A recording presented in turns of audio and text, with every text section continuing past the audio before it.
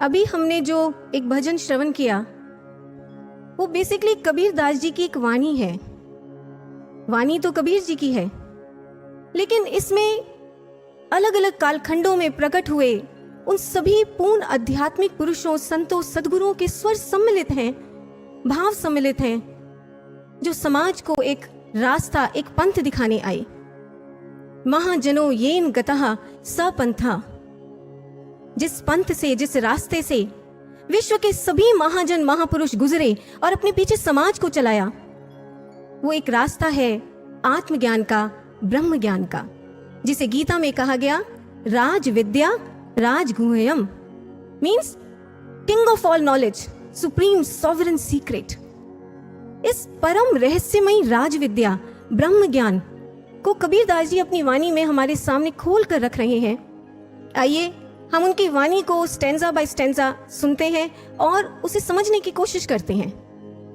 पहली 2 लाइंस में कबीर जी कहते हैं, सतगुरु ऐसा खेल दिखाया, मुझे देख अचंभा आया, नाभ कमल से पकड़ा हमको, 10वां द्वार लंघाया। कबीर जी कह रहे हैं कि मेरे सतगुरु ने ऐसा दिव्य खेल दिखाया, बाहरी जगत में नहीं, अंतर जगत में, कि मैं देखकर हैरान रह गया। क्या खेल दिखाया? नाभ कमल से पकड़ा हमको, 10वां द्वार लंघाया। ये नाभ कमल क्या होता है?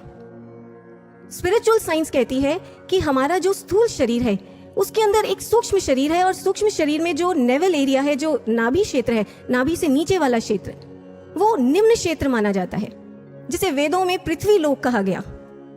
और अगर आपकी चेतना इस नाभि और नाभि से नीचे वाले चक्रों में विचरती है, मूलाधार चक्र, स्वादिष्ठान चक्र, मणिपुर चक्र, तो शास्त्र कहते हैं कि आप एक बहुत पार्थिव जीवन जीते हैं, ग्रॉस लाइफ जीते हैं, आप विषय वासनाओं विकारों से भरा हुआ जीवन जीते हैं।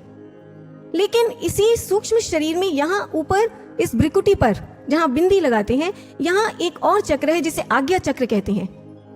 और कबीर दास जी इस आज्ञा चक्र को अपनी वाणी में 10वां द्वार कह रहे हैं। वेदों में इस क्षेत्र को, आज्ञा चक्र वाले क्षेत्र को देव लोक कहा गया, अंतरिक्ष लोक कहा गया, आकाश लोक कहा गया।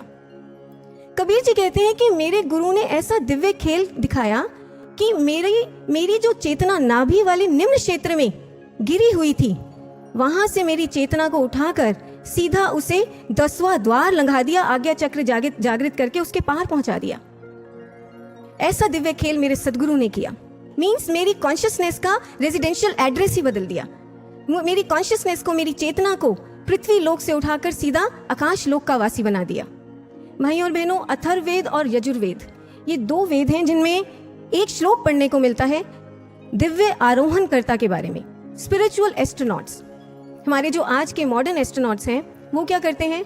वो अपने जो स्पेस क्राफ्ट होता है, उनका स्पेस शटल होता है, उसको पृथ्वी लोक से, पृथ्वी के लॉन्चिंग पैड से वो लॉन्च करते हैं और स्पेस में किसी ऑर्बिट तक पहुंचा देते हैं। लेकिन वेद कहते हैं कि वैदिक काल में जब ऋषि कुमारों को ब्रह्म ज्ञान की दीक्षा मिलती थी, जब आचार्यगण उन्हें उनका उपनयन संस्कार करते थे, तो उस समय क्या होता था?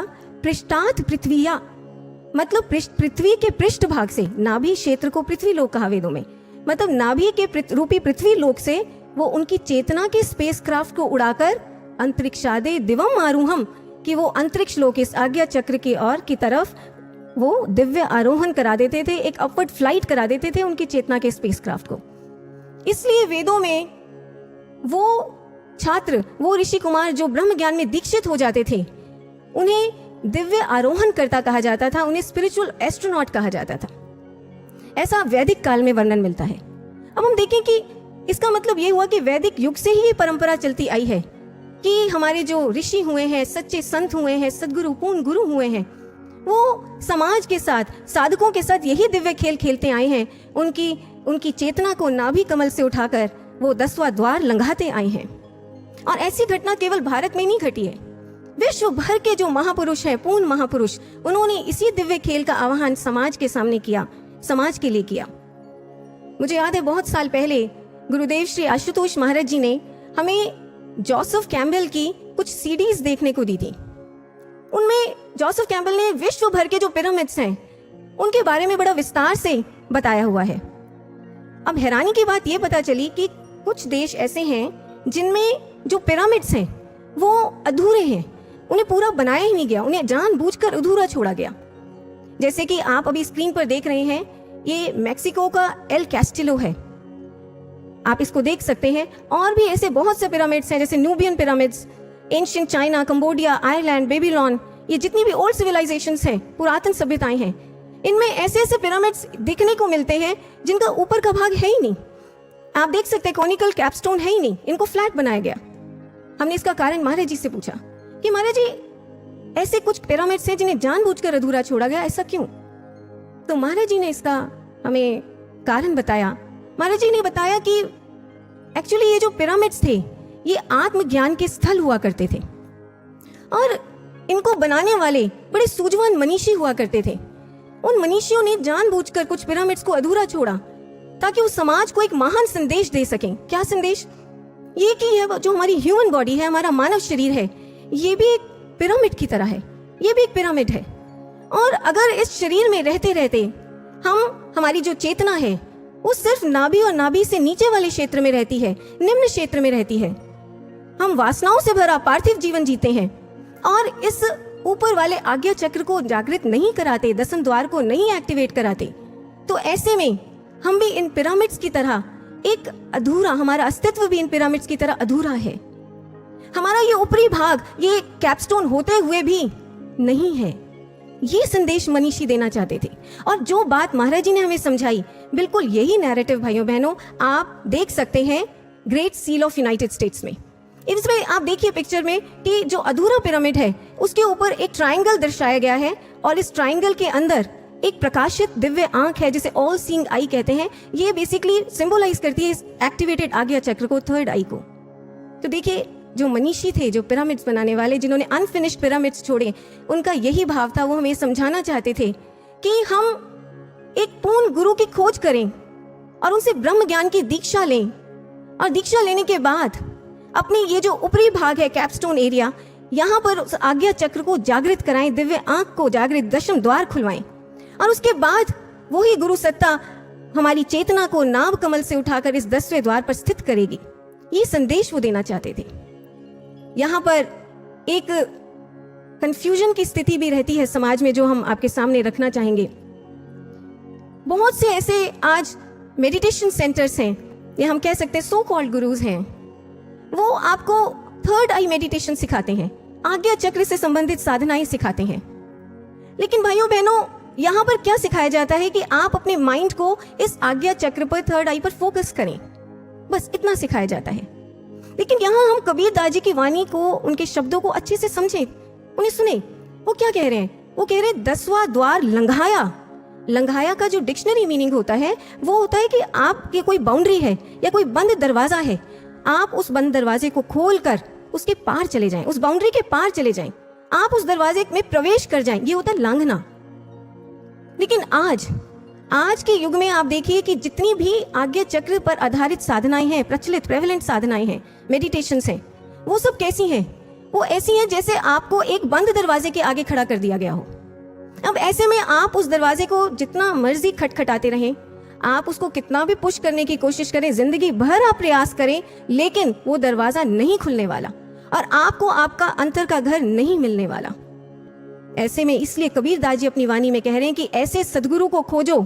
जब पूर्ण गुरु आपको ब्रह्म ज्ञान की दीक्षा देते हैं तो वो 10वां द्वार खोलते हैं, आज्ञा चक्र एक्टिवेट करते हैं और हमारी चेतना को उसके अंदर प्रवेश कराते हैं, हमारी चेतना को उसके अंदर, उसके पार ले जाते हैं। और जब चेतना इसके अंदर प्रवेश करती है, देन द सेम सदगुरु मेक श्योर कि ये जो चेतना है मेरे साधक की, ये इस अंधेरे, इस जो अंतर जगत का नया घर है, इसमें अंधेरे में सुनसान निर्जन स्थल पर भूखी प्यासी कैसे रहेगी? तो ऐसे में वो क्या करते हैं? वो अंतर जगत के इस नए घर में चेतना के लिए अवेलेबल कराते हैं, उपलब्ध कराते हैं क्या? Electricity, light, sound, water. जैसे आप किसी बाहर के घर में शिफ्ट करते हैं, नए घर में आपको कुछ बेसिक नेसेसिटीज चाहिए होती हैं, चाहिए आपको उपलब्ध होनी चाहिए वो नेसेसिटीज। ऐसे सदगुरु जब हमारी चेतना का रेजिडेंशियल एड्रेस इस आज्ञा चक्र को बनाते हैं, अंतर के घर में लेकर जाते हैं, तो वहां हमें डिवाइन नेसेसिटीज हमारे लिए उपलब्ध कराते हैं। ये बेसिकली जो डिवाइन एलिमेंट्स हैं, ये पदार्थ क्या है? दिव्य पदार्थ। इन्हीं के बारे में कबीर दास जी अपनी वाणी में अगली 2 पंक्तियों में हमें समझा रहे हैं। कबीर जी कहते हैं कि जिंदा योगी नाद बजावे, सत्य नाम पर का गाया, झिलमिल तारा मंदर से दिल का भरम गवाया। जब गुरुदेव हमें, पूर्ण गुरु हमें ब्रह्म ज्ञान की दीक्षा देते हैं तो अंतर जगत के इस नए घर में सबसे पहले हमारे लिए प्रकट करते हैं इलेक्ट्रिसिटी। अगर बिजली नहीं होगी तो चेतना वहां पर रहेगी कैसे नए घर में। और ये इलेक्ट्रिसिटी क्या है? बेसिकली आदि नाम, ईश्वर का सच्चा नाम, सत्य नाम। बचपन से हम यही समझते आए थे कि हमें ईश्वर का जो भी रूप प्यारा लगे, बस आप उसी रूप का नाम चुन लो कोई और उसे जप लो। ओम नमः शिवाय, ओम नमो भगवते वासुदेवाय नमः, हरे रामा हरे कृष्णा, जय माता दी। लेकिन नहीं भाइयों बहनों, स्पिरिचुअल साइंस कहती है, अध्यात्म विज्ञान कहता है कि ये ईश्वर के सच्चे नाम नहीं है, क्योंकि ये ईश्वर के गुणवाचक नाम है, क्वालिटेटिव नेम्स हैं। सच्चा नाम क्या है? स्पिरिचुअल साइंस कहती है कि क्योंकि ईश्वर और उसका नाम, ध्यान से सुनिए, क्योंकि ईश्वर और उसका नाम सृष्टि के आरंभ में भी था, जब कोई लैंग्वेजेस नहीं थी, ह्यूमन सिविलाइजेशन नहीं थी, तब भी वो नाम था। इसलिए ईश्वर का नाम होना चाहिए एक अनरिटन एंड अनस्पोकन वर्ड, जिसे किसी भी भाषा में ना लिखा जा सकता हो ना बोला जा सकता हो। एक बहुत ही पहुंचे हुए संत हुए संत चरणदास जी, वो अपनी वाणी में कहते हैं, जब मैं सतगुरु शरणी आया, बिन रसना बिन अक्षर वाणी ऐसो नाम सुनाया। कि जब मैं सतगुरु की शरण में आया तो उन्होंने बिन रसना, बिन जिह्वा के, बिन अक्षर, बिना अक्षर वाले, बिना वाणी के, जिसे वाणी से कहा नहीं जा सकता, ऐसे बिना अक्षर वाले नाम का अजपा जाप मुझे सुनाया। संत दरिया कहते हैं, नाम नी अक्षर निर्मल डोरी, कि नाम नी अक्षर, अक्षर रहित है नाम। आप उसको दुनिया के किसी भी प्रकार के अल्फाबेट्स, वर्णमाला में आप उसको व्यक्त नहीं कर सकते। फिर बेसिकली क्या है ये नाम? अक्षर रहित नाम क्या है ये? जो अनुभवी गुरु हुए हैं, संत हुए हैं, वो बताते हैं कि ये जो नाम है, ईश्वर का सच्चा नाम, ये एक प्रकार की प्राइमोर्डियल वाइब्रेशन है, एक ऐसी दिव्य तरंग जो सृष्टि की रचना से पहले भी थी, जिसे ग्रीक लैंग्वेज में कहा जाता है लोगास, हिब्रू में कहा जाता है मेमरा। लोगास और मेमरा, ये जो दोनों शब्द हैं, इनका मतलब होता है the creating and controlling principle of the universe. मतलब एक ऐसी दिव्य तरंग, आदि तरंग, जो संपूर्ण ब्रह्मांड की रचना करने के बाद, सृष्टि की रचना करने के बाद हमारी श्वासों में आकर बस गई, हमारे प्राणों में आकर समा गई। और इसलिए वेदों में ईश्वर के नाम के लिए कहा गया प्राणस्य प्राणः, वो प्राणों का प्राण है, वो ब्रेथ ऑफ ब्रेथ्स है। सूफी सेंट रूमी कहते हैं वो जाने जान है, वो हमारी जान के अंदर की जान है। अब यहाँ भी एक डाउट है, कंफ्यूजन की स्थिति समाज में जो बनी हुई है, उसको भी हम यहाँ क्लियर करना चाहते हैं। बहुत से ऐसे मेडिटेशन सेंटर्स हैं भाइयों बहनों, जो आपको मेडिटेशन के नाम पर, साधना के नाम पर कुछ श्वास क्रियाएं सिखा रहे हैं, आपको कुछ स्पेसिफिक ब्रीदिंग रिदम्स जो हैं उन पर अपना माइंड फोकस करना सिखाते हैं आपको। अब ऐसे भी जो सेंटर्स हैं, ऐसी भी जो साधनाएं, उनसे भी आप थोड़ा सतर्क रहें, क्योंकि ऐसा करना जो है वो प्राणायाम है। प्राणायाम से फायदा यह है कि आपका स्वास्थ्य अच्छा रहता है, आपके हेल्थ के लिए बहुत अच्छे हैं, लेकिन ये ईश्वर की सच्ची साधना नहीं है, ये वो ईश्वर का सच्चा नाम नहीं है जिसके बारे में कबीर दास जी और उनके जैसे महान संतों, पूर्ण संतों ने हमें बताया और समझाया। ईश्वर का सच्चा नाम क्या है? ईश्वर का सच्चा नाम जो है वो प्राणों पर फोकस करना नहीं है, प्राणों के अंदर जो एक सूक्ष्म प्राण है उसको जागृत करना, उसको उजागर करना और फिर उससे मन को जोड़ना, ये ईश्वर का सच्चा नाम है। टाओइज्म के एक बहुत ही महान संत हुए हैं टाओ टी चिंग, वो बहुत पते की बात करते हैं। वो कहते हैं कि ordinary people breathe through their lungs, breathe through their chest, but true people breathe from deep within themselves. कि जो सच्चे साधक होते हैं, जिन्होंने पूर्ण गुरु से ब्रह्म ज्ञान की दीक्षा पाई है, वो लोग, वो साधक गण कभी भी ऐसा नहीं है कि लंग्स और चेस्ट में जो आती जाती सांसें हैं, ऑक्सीजन, कार्बन डाइऑक्साइड, स्थूल सांस है, उससे नहीं जुड़ते हैं। वो अपने प्राणों के अंदर जो एक सूक्ष्म प्राण छुपा है, उस प्राण से जुड़कर सांस लेते हैं। बहुत गहरी बात टाओ टी चिंग कहते हैं। अब यहाँ एक बड़ा स्वाभाविक प्रश्न उठता है भाइयों बहनों, वो ये कि ये जो प्राणों के अंदर सूक्ष्म प्राण है, ये जो सूक्ष्म श्वास है, आदि नाम, सतनाम, ये प्रकट कैसे होता है? इसका अनुभव कैसे होता है? इसका प्रोसेस क्या है? अब यहाँ रोल आता है एक पूर्ण गुरु का, एक सतगुरु का। सृष्टि की और कोई अथॉरिटी ऐसी नहीं, कोई ऐसी सत्ता नहीं है जो इस नाम को, इस प्रोसेस को हमारे लिए प्रकट कर सके। जब एक पूर्ण सदगुरु आपको ब्रह्म ज्ञान की दीक्षा देते हैं, तो उस समय वो इस आज्ञा चक्र को जागृत करते हैं, लेकिन इसी समय एक और अलौकिक घटना आपके अंतर में घटती है। क्या? कि आपकी जो स्पाइन है, रीढ़ की हड्डी, उसमें एक बड़ी सूक्ष्म दिव्य नाड़ी है जिसे कहा जाता है सुषुम्ना नाड़ी। जिस समय गुरुदेव ज्ञान दीक्षा देते हैं तो उस समय इस सुषुम्ना का रास्ता भी वो खोल देते हैं उसी समय। तो जो सांस, स्थूल सांस अभी तक हमारी ईड़ा मतलब लेफ्ट चैनल और पिंगला मतलब राइट चैनल, इसी से ऊपर नीचे कार्बन डाइऑक्साइड, ऑक्सीजन ये ऊपर नीचे जो ट्रैवल करती थी, सांसें हम लेते थे लेफ्ट और राइट चैनल से। लेकिन अब हमारी सांसों को, प्राणों को एक रास्ता, बीच का रास्ता, सुषुम्ना का रास्ता भी मिल जाता है ऊपर नीचे जाने के लिए। उपनिषद में कहा गया, एक ऋषि कहते हैं, प्राणोयम सुषुम्नाम व्रजति स्वतः। वो कहते हैं कि ज्ञान दीक्षा के समय हमारे जो प्राण है वो अपना स्थान छोड़ देते हैं। स्थान छोड़ देते हैं, कौन सा स्थान? जो उनका स्थान ईड़ा और पिंगला का स्थान है, लेफ्ट और राइट चैनल का, वो स्थान छोड़ देते हैं और सुषुम्नाम व्रजति, जो सुषुम्ना नाड़ी है उसमें प्रवेश कर जाते हैं, उसमें ऊपर नीचे प्रवेश कर जाते हैं और उसमें ऊपर नीचे मूवमेंट करते हैं।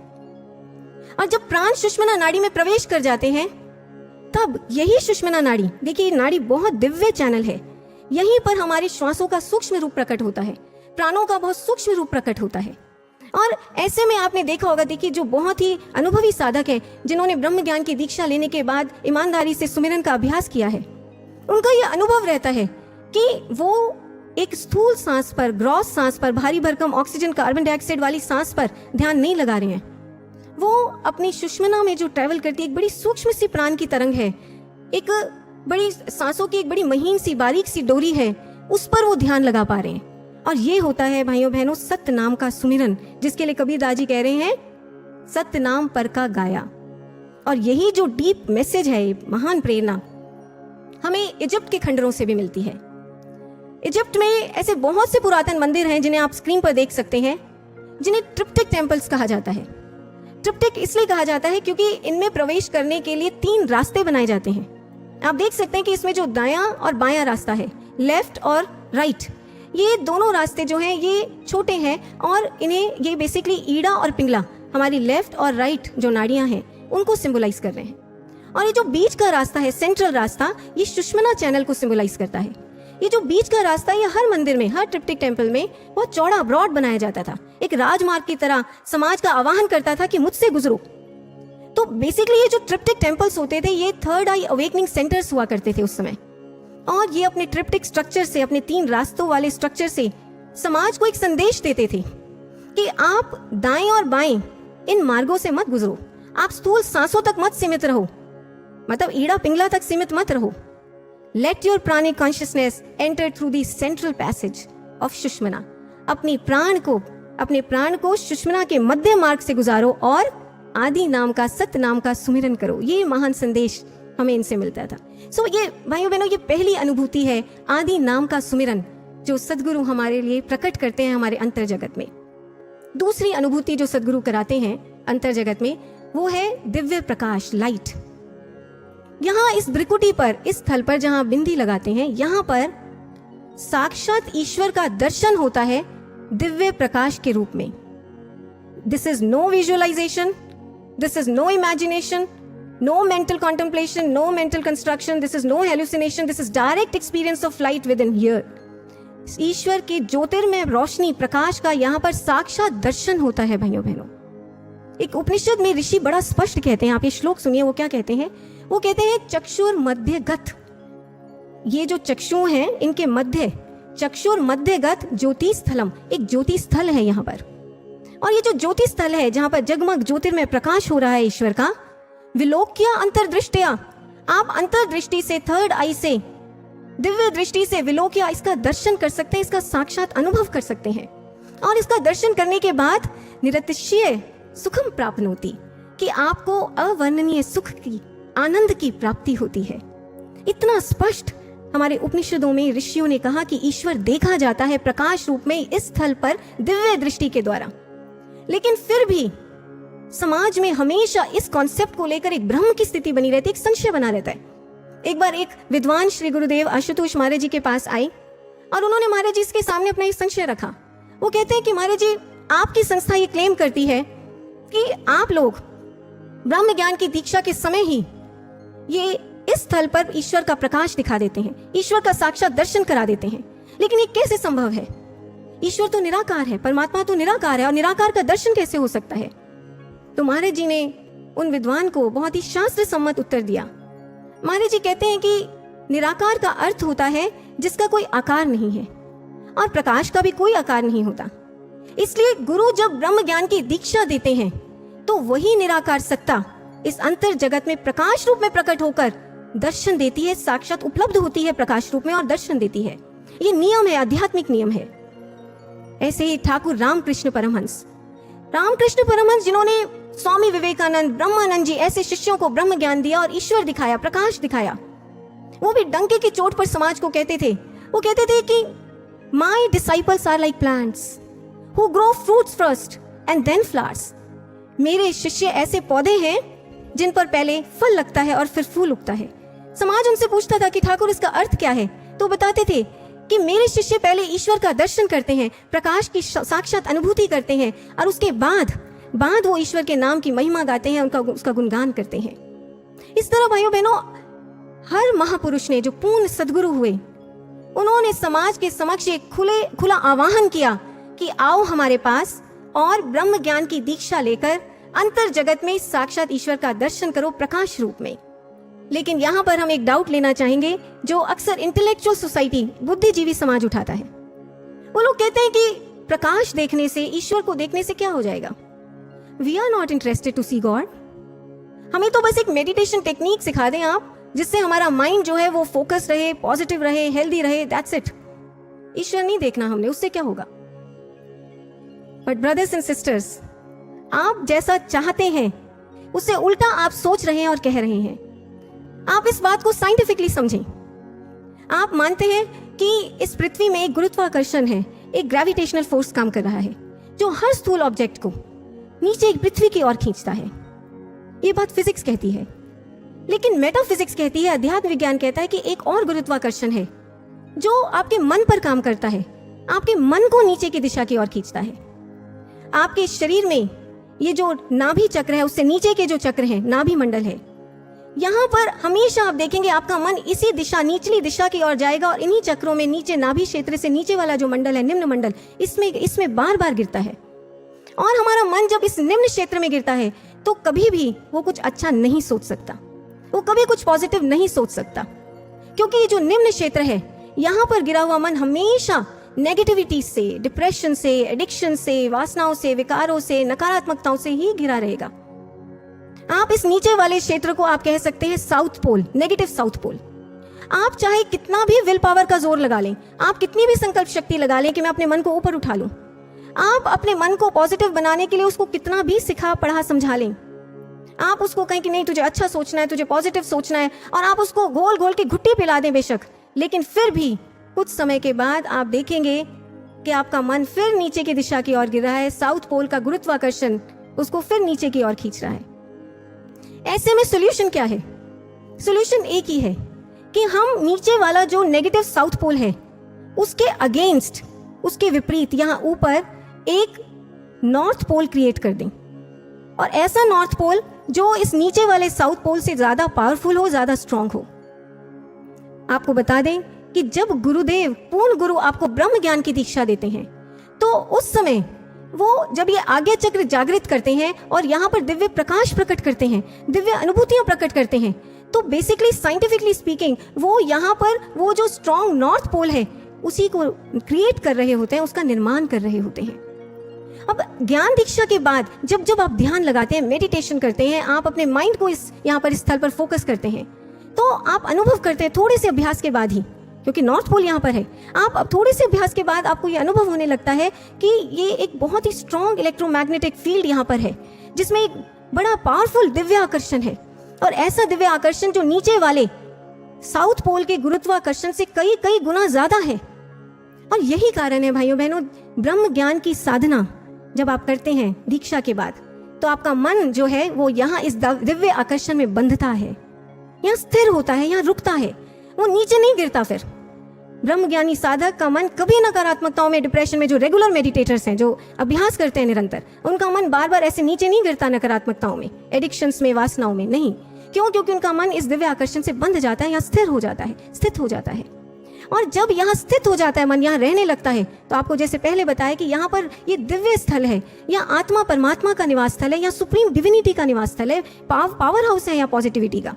तो यहाँ जब मन रहता है तो अपने आप सुंदर और सकारात्मक होने लगता है, अपने आप वो पॉजिटिव और हेल्दी होने लगता है। भाइयों बहनों, ये है मन को अच्छा सच्चा बनाने का फंडामेंटल फॉर्मूला। और समाज में कोई ऐसा मॉडल नहीं, कोई ऐसी एल्गोरिथम नहीं, कोई ऐसा सिस्टम नहीं, कोई और टेक्निक नहीं है जिससे आप अपने मन को सुंदर सकारात्मक स्वस्थ बना सके परमानेंटली। इसलिए वेदों में उपनिषदों में कहा गया तद दर्शनम सदाचार्य मूलम। सदाचार का मूल फंडामेंटल जो कॉन्सेप्ट है, कार्डिनल प्रिंसिपल है, वो क्या? तद दर्शनम, ईश्वर का दर्शन, प्रकाश का दर्शन। ये दूसरी अनुभूति है जो पूर्ण गुरु हमारे अंतर जगत में हमारे लिए उपलब्ध कराते हैं, जिसका हमें अनुभव कराते हैं। तीसरी अनुभूति वो है ब्रह्मनाद, कॉस्मिक म्यूजिक। शिव पुराण कहता है कि बादलों की गड़गड़ाहट, बांसुरी की मीठी धुन, घुंघरू और घंटियों की रुनझुन, वीणा की झनकार, मृदंग और ढोल का महानाद, झरने और नदियों की कलकल, ऐसी अनेक अनेक ध्वनियां, अनेक अनेक जो मेलोडियस सिम्फनीज हैं, वो आपको अपने अंतर जगत में बजती हुई सुनाई देती हैं। बिना बजाए निष्दिन बाजे, घंटा शंख नगाड़े रे, बहरा सुन सुन मस्त होते हैं, तन की सुधी बिसारे रे। एक व्यक्ति जिसके पास श्रवण शक्ति भी नहीं है, वो भी इन ध्वनियों को, अंतर जगत के ब्रह्मनाद को सुन सकता है। कहाँ सुन सकता है एग्जैक्टली? इस क्षेत्र में, गगन मंडल। बुद्धिज्म में इस क्षेत्र को, गगन मंडल को एक विशेष नाम दिया गया। वो कहते हैं सुखावती लोक, सुख देने वाला लोक। एक ग्रंथ है बुद्धिज्म का, महायान ग्रंथ, सुखावती व्यू। उसके अंदर महात्मा बुद्ध अपने शिष्य आनंद से कहते हैं कि हे आनंद, ये जो आनंददायिनी सुखावती लोक है, यहाँ पर बहुत मधुर ध्वनियां गुंजायमान होती हैं, और ये ध्वनियां इतनी मीठी, इतनी दिव्य होती हैं कि ये हृदय को लुभाती हैं, और इनको सुनने से मन कभी नहीं ऊबता। और जितना जितना मन इनको सुनता है, उतना उतना निर्विकार होता चला जाता है। ये होता है ब्रह्मनाद को सुनने का प्रभाव। भाइयों बहनों, ब्रह्मनाद की एक केस स्टडी की मैं स्वयं साक्षी रही हूँ। बहुत साल पहले कॉलेज में मेरी अपनी ही एक क्लासमेट थी, जिसे एक बहुत ही विचित्र मानसिक समस्या थी, मेंटल सिकनेस थी। वो ये कि वो बीच बीच में वॉशरूम में जाकर साबुन से अपने हाथ धोती रहती थी, और कई बार तो कई 2-3 क्लासेस बंक करके घंटों वो हैंड वॉश ही करती रहती थी। तो उसको हमने ब्रह्म ज्ञान का संदेश दिया, उसने ब्रह्म ज्ञान की दीक्षा भी ले ली, और दीक्षा लेने के बाद जब महाराज जी पंजाब से दिल्ली आए तो महाराज जी के दर्शन करने भी गई, और महाराज जी को उसने अपनी समस्या बताई। तो महाराज जी ने उसकी समस्या सुनने के बाद महाराज जी बहुत गंभीर होकर बोले। महाराज जी कहते हैं कि ब्रह्मनाद का अभ्यास करो, ब्रह्मनाद सुनने का अभ्यास करो, प्रतिदिन आधा घंटा। अब बीच में वो बहन कुछ ना कुछ कहने लगी। महाराज जी कहते कहा ना तुम्हें, ब्रह्मनाद सुनने का अभ्यास करो प्रतिदिन आधा घंटा। उस बहन ने उसी शाम से ब्रह्मनाद पर फोकस होकर साधना करनी शुरू की। और भाइयों बहनों, मैं स्वयं इस बात की विटनेस हूँ कि 1 महीना भी पूरा नहीं हुआ था, 25-26 दिनों के अंदर ही उस बहन में इतना चेंज था कि फिर उसे किसी ने भी अकारण ऐसे हैंड वॉश करते हुए नहीं देखा, और पूरे कॉलेज में इस बात की चर्चा हुई थी। तो ऐसा प्रभाव होता है ब्रह्मनाद सुनने का। और ऐसी एक नहीं, अनगिनत केस स्टडीज हैं संस्थान के आर्काइव्स में, रिकॉर्ड्स में, ब्रह्मनाद के प्रभाव की। तो इसलिए आज इस मंच से ये बात हम दावे के साथ कह सकते हैं कि इंसान की जितनी भी ये जो साइकोसोमैटिक डिसऑर्डर्स हैं, मानसिक समस्याएं हैं, साइकोफोबियाज हैं, साइकोफियर्स हैं, वो मनोरोग हैं, हमारे जो सबकॉन्शियस माइंड में, अवचेतन मन की गहराइयों में जो जमे हुए संस्कार हैं, जिन्हें आप किसी को बोलकर कह भी नहीं पाते हैं, और जिनका इलाज आज विश्व के किसी साइकोलॉजिस्ट, साइकाइट्रिस्ट, थेरेपिस्ट के पास नहीं है, उन मानसिक समस्याओं का भाइयों बहनों एकमात्र अमोघ इलाज, अमोघ औषधि, अल्टीमेट पेनिसिया है ये ब्रह्मनाद की साधना।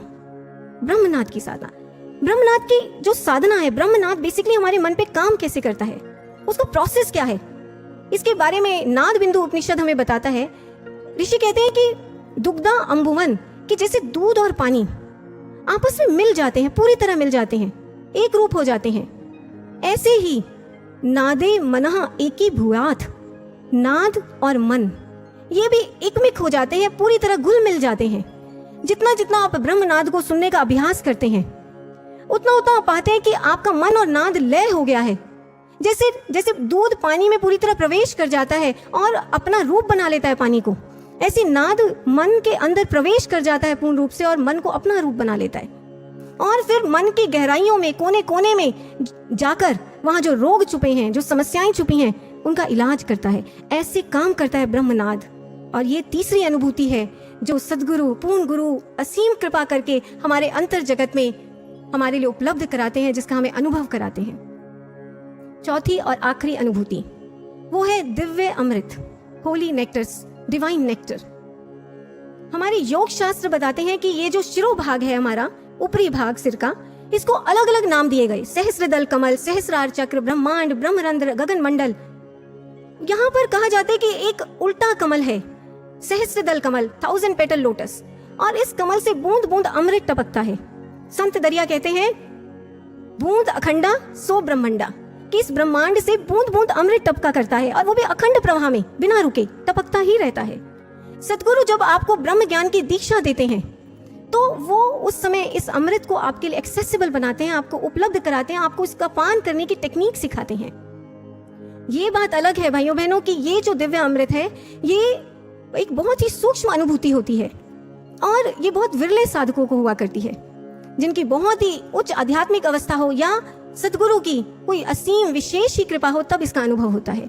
लेकिन होती है ये भी अनुभूति जो ज्ञान दीक्षा, ब्रह्म ज्ञान की दीक्षा के समय हमारे अंतर जगत में प्रकट होती है। इसलिए भाइयों बहनों, बेसिकली ये जो 4 अनुभूतियां हैं, ये 4 पदार्थ हैं जो एक पूर्ण गुरु हमारे अंतर जगत में हमारे को जिनका अनुभव कराते हैं ब्रह्म ज्ञान की दीक्षा के समय। कई बार ऐसा हो सकता है कि चारों की चारों अनुभूतियां, चारों के चारों पदार्थों का आपको एक साथ अनुभव ना हो दीक्षा के समय, लेकिन एक ना एक अनुभूति अवश्य होती है।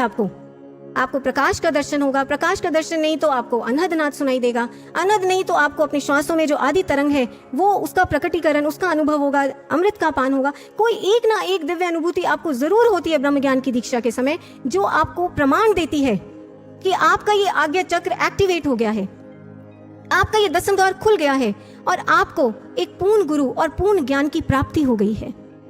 और फिर जब आपको ज्ञान की प्राप्ति हो जाती है, फिर आप जब ध्यान करते हैं, मेडिटेशन, रेगुलर साधना करते हैं, सुबह शाम जब भी आपके पास समय है, आप इन अनुभूतियों पर फोकस करके साधना करते हैं, तो आपको अनगिनत लाभ, बेनिफिट्स मिलते हैं। शारीरिक, मानसिक, बौद्धिक, ये सभी लाभ आपको मिलने शुरू हो जाते हैं। और आध्यात्मिक, उसकी तो बात ही क्या है। आप एक ऐसे आध्यात्मिक सफर पर चल पड़ते हैं, आपकी आत्मा, आपकी चेतना, जिसकी मंजिल, जिसका डेस्टिनेशन साक्षात ईश्वर है। इसलिए भाइयों बहनों, इस मंच से हम ये आह्वान करना चाहेंगे समाज का कि आप भी ऐसा ब्रह्म ज्ञान देने वाले, ऐसी दिव्य अनुभूति कराने वाले एक पूर्ण सदगुरु, एक पूर्ण गुरु की खोज करें और उनसे इस ब्रह्म ज्ञान की दीक्षा पाएं। और ऐसा आप टॉप मोस्ट प्रायोरिटी बिना डिले किए जीवन के रहते रहते अब कदम बढ़ाएं आप और इस ज्ञान को ढूंढें, एक सदगुरु की खोज करें जो इस ज्ञान को आपको प्रदान करे। और अगर आपको अपने खोज के सफर में ऐसा शास्त्र सम्मत गुरु और ऐसा शास्त्र सम्मत ज्ञान कहीं ना मिले, तो you are most welcome at Divya Jyoti जागृति संस्थान। इस संस्थान के द्वार आपके लिए खुले हुए हैं। मैं आपको एक 2007 की एक सच्ची घटना बताना चाहूंगी। हमारे एक स्वामी जी हैं संस्थान के, जो जर्मनी में प्रचार करते हैं। तो बताया करते हैं कि 2007 में जर्मनी की एक यूनिवर्सिटी ऑफ हैम्बर्ग में एक इंटर रिलीजियस कॉन्फ्रेंस हुई थी, जिसमें अलग अलग धार्मिक संगठन, स्पिरिचुअल ऑर्गेनाइजेशंस, धर्म संप्रदायों के जो रिप्रेजेंटेटिव्स थे वो सब आए थे। स्वामी जी भी महाराज जी की आज्ञा लेकर उस कॉन्फ्रेंस को अटेंड करने गए। तो कॉन्फ्रेंस के दौरान एक सेशन में कुछ जर्मन स्पीकर्स थे, एक धार्मिक संगठन से आए थे वो। उन्होंने मंच से, स्टेज से इसी ब्रह्म ज्ञान की चर्चा की, इनर वर्ल्ड की, डिवाइन लाइट, कॉस्मिक म्यूजिक, अनहद नाद, प्रकाश, इस सब की चर्चा की। स्वामी जी को बड़ी क्यूरियोसिटी हुई, तो इसलिए इंटरवल में स्वामी जी वो जो रिप्रेजेंटेटिव्स थे उस संगठन के, उनसे जाकर मिले। और इससे पहले कि स्वामी जी कुछ कहते, वो हर बात पर, उस सामने से वो लोग कहते, उस संगठन के जो रिप्रेजेंटेटिव्स थे वो हर बात पर कहते, हाँ हमने भी दिव्य प्रकाश देखा है, हाँ हम आज भी देखते हैं, हम नाद भी सुनते हैं, ब्रह्मनाद, कॉस्मिक साउंड्स, ये हमें सुनाई देती हैं अंतर में। स्वामी जी बड़े हैरान हुए और वो जब वापस लौटे शाम को, उन्होंने महाराज जी को फोन किया इंडिया में और महाराज जी को सारी बात बताई। अब महाराज जी ने सुनकर क्या कहा, महाराज जी कहते हैं कि ऐसा कैसे संभव है। पावर हाउस, अध्यात्म का पावर हाउस तो समय का पूर्ण गुरु होता है, सदगुरु होता है। वो इधर से करंट छोड़ता है तो फिर वहां पर दिव्य प्रकाश अनंतनाद प्रकट होता है, अंतर जगत की अनुभूतियां प्रकट होती हैं। इसलिए ठीक से पता लगाओ, असत्य कह रहे हैं वो, इस तुम ठीक से पता लगाओ। और यही बात निकली भाइयों बहनों, जब स्वामी जी ने पता लगवाया, स्पेकुलेट कराया, तो वो जो लोग थे वो पता चला कि सिर्फ बातें ही बातें करते थे, डिवाइन एक्सपीरियंस, प्रैक्टिकल एक्सपीरियंस किसी के पास नहीं था। इसलिए ब्रदर्स एंड सिस्टर्स, आज समाज में ऐसे बहुत से संगठन हैं, बहुत सी संस्थाएं हैं जो धर्म शास्त्रों से, ग्रंथों से रेफरेंसेस ले लेकर इस ब्रह्म ज्ञान का थियोरेटिकल प्रचार करते हैं, लेकिन उनके पास प्रैक्टिकल एक्सपीरियंस नहीं है। एक बार महाराज जी ने, स्वयं गुरुदेव श्री आशुतोष महाराज जी ने यह बात मंच से कही थी। महाराज जी ने कहा था कि अध्यात्म का प्रचार प्रसार शुरू करने से पहले हम स्वयं हर गुरु, हर संगठन, हर संस्था, हर मठ में गए जो उस समय धर्म के क्षेत्र में प्रचलित थे, और वहां जाकर हमने इसी शास्त्र सम्मत ब्रह्म ज्ञान की जिज्ञासा की थी। लेकिन हर स्थान पर कोरा सिद्धांत था, बातें ही बातें थी, फ्लावरी फिलॉसफीज थी, कहीं पर भी दर्शन, अनुभूति, साक्षात्कार, प्रैक्टिकल एक्सपीरियंस कहीं पर नहीं था। और महाराज जी ने कहा कि अगर मुझे कहीं एक स्थान पर भी ब्रह्म ज्ञान का प्रैक्टिकल एक्सपीरियंस मिल जाता तो शायद फिर दिव्य ज्योति जागृति संस्थान की स्थापना करने की आवश्यकता ही ना पड़ती। कहीं पर भी ये प्रैक्टिकल एक्सपीरियंस नहीं मिला, कहीं पर भी ये ब्रह्म ज्ञान, अध्यात्म का Sirmaur, supreme scientific sovereign science ब्रह्म ज्ञान नहीं मिला, इसलिए दिव्य ज्योति जागृति संस्थान बना। इसलिए भाइयों और बहनों, दिव्य ज्योति जागृति संस्थान, ये मिशन एक प्रैक्टिकल लेबोरेटरी की तरह है, एक ऐसी लेबोरेटरी जिसमें ब्रह्म ज्ञान का एक एक एक्सपेरिमेंट आपके अंतर जगत में घटाया जाता है, कराया जाता है, और आपको उसका प्रैक्टिकल एक्सपीरियंस कराया जाता है। और विश्व के लाखों करोड़ों लोग आज इस एक्सपेरिमेंट को कर चुके हैं, और अगर आपने अभी तक नहीं किया तो अब आपकी बारी है। सो आए अब हम सभी जिन्होंने ब्रह्म ज्ञान की दीक्षा पाई, जिन्होंने अपने अंतर जगत में उस एक्सपेरिमेंट को किया है, हम सभी अब दोनों हाथ ऊपर करके एक बुलंद जय घोष लगाएंगे और समाज को बताएंगे कि जो शास्त्रों की कसौटी है पूर्ण ज्ञान, पूर्ण ब्रह्म ज्ञान की और पूर्ण सतगुरु की, वही ज्ञान, वही गुरु हमें यहाँ प्राप्त हुए हैं, हमें प्रैक्टिकल एक्सपीरियंस यहाँ मिला है। इसलिए संपूर्ण समाज को, विश्व के समस्त भाई बहनों को एक खुला निमंत्रण हम देंगे कि आएं और वो इस परिवार से, दिव्य ज्योति परिवार से आकर जुड़ें।